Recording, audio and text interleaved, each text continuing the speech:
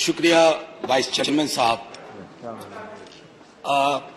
कोई भाषण की शक्ल में नहीं है, एक शोक संतप्त गणतंत्र के एक अदना नागरिक समझिए या एक जनप्रतिनिधि समझिए, उसकी ओर से कुछ बातें कही जा रही हैं।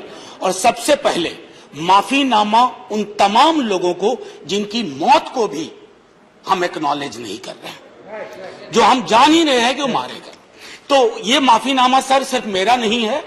मैं इसलिए ये बात कह रहा हूं कि मई के महीने में मैंने 6 आर्टिकल लिखे, संसद चल नहीं रही थी, कहां अपनी शिकायत ले जाते, किससे कहते। मुझे भाजपा के मित्रों ने, कई साथियों ने कॉल किया, बधाई दी, मैं उनका भी एहतराम करता हूं और कहता हूं कि ये भरोसा इस सदन का है कि हम सबको एक साझा माफीनामा उन लोगों के नाम भेजना चाहिए जिनकी लाशें गंगा में तैर रही थी। किसी ने कह दिया ये, किसी ने कह दिया वो। सर दूसरी चीज, मैंने कल सेक्रेटरी जनरल साहब से बात करने की कोशिश की, बाकी जगह भी किसी 2 सत्र के बीच में सर 50 लोगों की ऑबिचुअरी आज तक कभी नहीं हुई संसदीय इतिहास में। राजीव सातव की उम्र थी जाने की इस दुनिया से।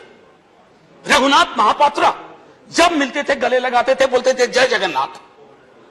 अचानक में वो नहीं है। ये पीड़ा व्यक्तिगत है, आंकड़ा मैं नहीं कहना चाहता हूं, मेरा आंकड़ा, तुम्हारा आंकड़ा, अपनी पीड़ा में आंकड़ा ढूंढिए।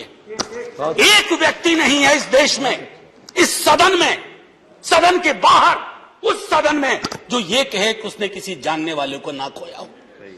सर पीड़ा कह सकता हूं। ऑक्सीजन के लिए लोग फोन करते थे, हम अरेंज नहीं कर पाते थे। लोग समझते हैं सांसद है, ऑक्सीजन पिछा देगा। 100 फोन में पूरे दिन में शाम को बैठ के देखते थे, सक्सेस रेट 2, सक्सेस रेट 3। हमको कौन सा आंकड़ा कोई बताएगा साहब? हमको नहीं चाहिए, किसी आंकड़े की बात नहीं करनी है। हमें देखना है कि जो लोग गए वो जिंदा दस्तावेज छोड़ के गए हैं हमारे फेलियर का। मैं आपकी बात नहीं कर रहा हूं साहब, आप कहिएगा 70 साल में कुछ नहीं हुआ, मैं उसमें जाना ही नहीं चाहता। ये कलेक्टिव फेलियर है 47 से लेकर अब तक की सारी सरकारों का। क्या बना दिया हमने? मुझे पता नहीं था कि अस्पताल और ऑक्सीजन का क्या रिश्ता होता है सर। ईमानदारी से कहता हूं, मैं मेडिकल बैकग्राउंड से नहीं आता हूं। सुबह से लोगों को दिखता था ऑक्सीजन ऑक्सीजन, रेमडेसिविर। मैं तो दवाइयों के नाम तक शुरू में सर प्रोनाउंसिएशन चेक किए कि कैसे उच्चारण करूंगा। ये हालत है। और तब हम आंकड़ों की बात कर रहे हैं, तब हम ये बात कर रहे हैं थैंक यू फलाना साहब, चिलाना साहब। सर मैं यहां से निकलता हूं, बहुत बड़ा विज्ञापन लगा हुआ है, मुफ्त वैक्सीन, मुफ्त राशन, मुफ्त इलाज। सर एक मिनट, मैंने किसी नहीं, please I don't want my time. मैं किसी दल की ओर से आज नहीं बोल रहा हूं, मैं दावे के साथ कहता हूं, मैं लाखों लोगों की ओर से बोल रहा हूं जो यहां बोलना चाहते हैं। अब मेरी बात सुनिए, आज शिकायत नहीं कर रहा हूं आपसे।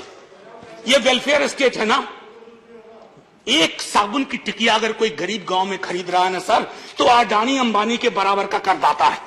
आप उसको कह रहे हो मुफ्त वैक्सीन, मुफ्त इलाज, मुफ्त राशन। नहीं साहब, कुछ मुफ्त नहीं है, उसका स्टेट है, इस वेलफेयर स्टेट का कमिटमेंट है। उसको आप डिनाग्रेट मत करिए, डेमोनाइज मत करिए, उसे बौना मत बनाइए, ये आग्रह है मेरा।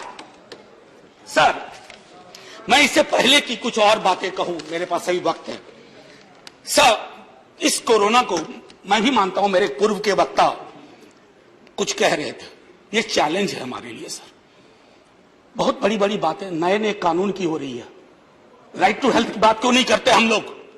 राइट टू हेल्थ, स्वास्थ्य का अधिकार, उसमें कोई किंतु परंतु लेकिन परंच नहीं, सीधे तौर पे स्वास्थ्य का अधिकार constitutionally guaranteed. Right to life के साथ लिंक करिए, किसी अस्पताल की मजाल नहीं होगी कि वो उस खिलवाड़ कर पाए उस राइट टू लाइफ का। करना नहीं चाहते। राइट टू वर्क, उस पर काम करिए। पॉपुलेशन को लेकर के बहुत बातें हो रही हैं साहब, डेमोग्राफी को डेमोग्राफर्स को छोड़ दीजिए, बड़ा संश्लिष्ट विज्ञान है, लेकिन ये हम कर सकते हैं इस सदन और उस सदन में। Right to life, right to work पर लेजिस्लेशन लाइए ताकि कोई आपदा आए। अभी तो हमारे लीडर ऑफ हाउस नहीं है, नए बने हैं, उनसे मैं कहता, जब वो रेल मंत्री थे, हॉस्पिटैलिटी सेक्टर के लोगों को निकाल दिया गया इसी कोरोना काल में, मैंने लगातार आवाज उठाई, कोई सुनने वाला नहीं है सर, कोई नहीं सुन रहा। अगर आप सांसद की नहीं सुन रहे हैं तो जो छोटे अदना संविदा वाले नौकरी से निकाले गए उसकी कौन सुनेगा सर। एक और अद्भुत चीज हुई इसी कोरोना के दौरान, माननीय उपसभापति महोदय, जब हाहाकार मचा हुआ था हॉस्पिटल के लिए, आईसीयू बेड्स के लिए,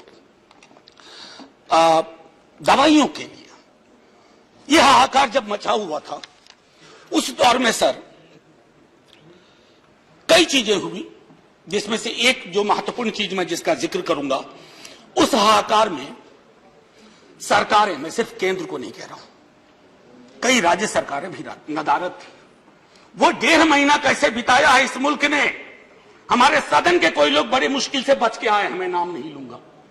पूरे देश ने वो वक्त कैसे बिताया है, नाइटमेयर की तरह लगता है सर, डरावना लगता है। एक मेरा स्टूडेंट पढ़ा है, वह 37 साल का, हॉस्पिटल का बेड जब तक मैंने अरेंज किया वो दुनिया छोड़ के जा चुका था। मैं इसलिए बार बार इसको इसलिए ये कह रहा हूं कि इसमें व्यक्तिगत पीड़ा को ढूंढिए, तब हम इसका निदान ढूंढ पाएंगे। मेरी नाव तुम्हारी नाव, मेरा काल तुम्हारा काल, ये तो बहुत कुछ हुआ, इस भौकाल से आपको कुछ हासिल नहीं होगा। सर बस 1 मिनट और लूंगा, जो मैं कहना चाह रहा था। सर एक खत मैंने मृतात्माओं के नाम लिखा था, कुछ कर नहीं पा रहा था, बेबसी में एक खत लिखा, जो लोग इस दुनिया से चले गए। उसमें कुछ मैंने सलाह दी थी सर सरकार से, और ये जो उस बीच में कहा गया कि सरकारें फेल नहीं की, सिस्टम फेल कर गया। अरे साहब, ये सिस्टम कौन क्या है? बचपन से सुनते थे कि सिस्टम के पीछे व्यक्ति होता है, सिस्टम के पीछे एक संरचना होती है। अगर वो सिस्टम फेल किया है, चाहे दिल्ली में या किसी गांव की गलियों में, तो वहां की सरकारें फेल गई। सिस्टम का नाम इसे मत दीजिए, क्योंकि यही वो सिस्टम बनाते हैं। धन्यवाद। और आप बस आखिरी टिप्पणी करने दीजिए। प्रोफेसर धन्यवाद, आपको ज्यादा टाइम दे चुका हूं मैंने। सर बस 10 सेकंड लूंगा।